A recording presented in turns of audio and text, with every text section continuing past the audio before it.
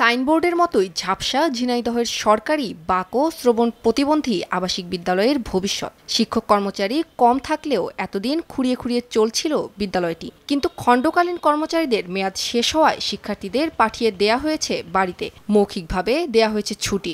বন্ধ হয়েছে প্রতিষ্ঠানে শিক্ষার্থীদের পাঠদানও। আবাসিক ভবন ও শ্রেণীকক্ষে ঝুলছে তালা।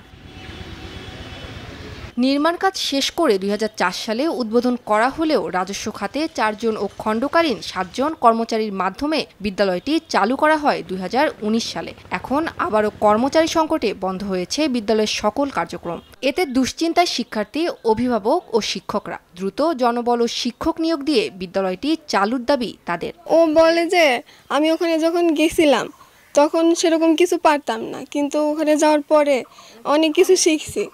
স্যাররা অনেক ভালো। রকমারের ডিসকাউন্টের উপরে শুধুমাত্র নগদ দিয়ে পেমেন্ট করলেই পাবেন আরো 21% ক্যাশব্যাক।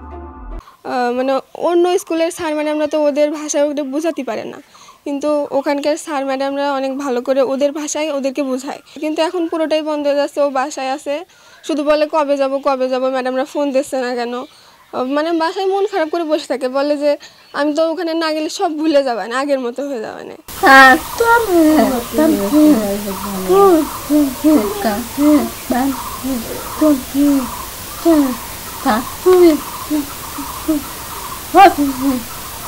মৌখিকভাবে ওদের 16ই ডিসেম্বরে আমরা উদযাপন করে তারপর ছুটি দিয়েছি।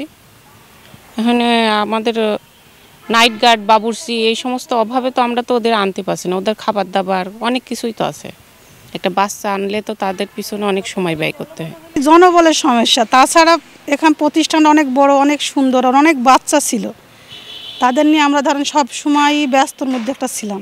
প্রতিষ্ঠানটা বন্ধ হওয়ার কারণে আমাদেরও একা সময় আর ভালো লাগে না, এসেই চলে যেতে হয়।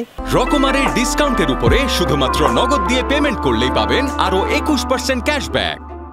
আমাদের এখানে আউটসোর্সিং ভিত্তিতে নিয়োগ কিছু জনবল ছিল, যেটা গত 22 সালের অগাস্টের 29 তারিখ পর্যন্ত মেয়াদ শেষ হয়ে যায়, এবং তারপর থেকে আমরা লোকবলের সমস্যার কারণে প্রতিষ্ঠানটা আমাদের পরিচালনা করা একটু ব্যাহত হচ্ছে।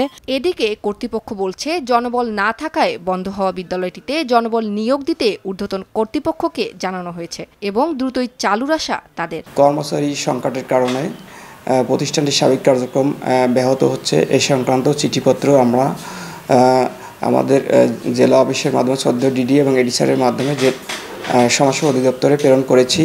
সমাজসেবা অধিদপ্তরও তাদের কাজ করে যাচ্ছে এবং আমরা জানতে পেরেছি খুব শীঘ্রই কর্মচারী প্রদান হবে, এবং কর্মচারী প্রদান হলে আমরা খুব দ্রুত নিবাসীদের নিয়ে আসতে সক্ষম এবং স্বাভাবিক কার্যক্রম চলমান থাকবে। ২০১৯ সালে আউটসোর্সিংয়ের মাধ্যমে নিয়োগ হওয়া 2 জন নাইট গার্ড, 2 জন বাবুর্চি, 1 জন মালি, 1 জন পরিচ্ছন্ন কর্মী ও 1 জন অফিস সহায়কের কাজের মেয়াদ শেষ হয়েছে গত বছরের 27 আগস্ট। এরপর থেকেই বন্ধ হয়েছে 40 জন প্রতিবন্ধী শিক্ষার্থীর এই বিদ্যালয়টি।